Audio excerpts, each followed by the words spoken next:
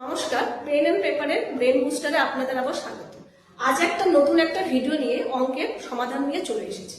তো ম্যাথ করার ক্ষেত্রে প্রথম প্রবলেমটা হয় আমাদের কি স্মার্ট অ্যান্ড ইজি প্রসেসে করা, কারণ আমাদের হাতে বেশি সময় থাকে না কম্পিটিটিভ এক্সামের ক্ষেত্রে।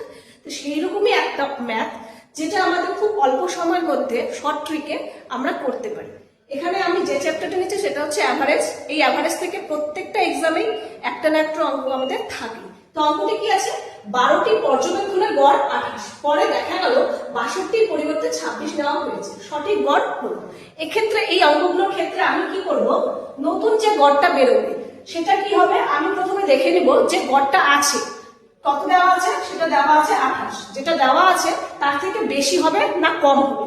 তা আমার কি ছিল, 62 নেওয়ার কথা ছিল, নিয়েছি কত 26, তার মানে কম নিয়েছি, তাহলে অবশ্যই আমার গড়টা কি হবে, বেশি হবে।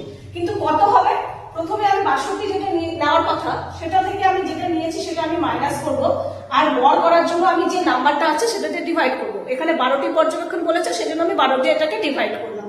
তো এটা কত হয়ে যাবে, এটা ক্যালকুলেট করলে 28 প্লাস এটা মাইনাস করলে কত হচ্ছে 36/12, এটা কাটাকাটি করলে 3, এটা হয়ে গেল আলটিমেটলি অ্যান্সার 31। তার মানে আমার অপশন বিটা হলো আমার কারেক্ট অ্যান্সার।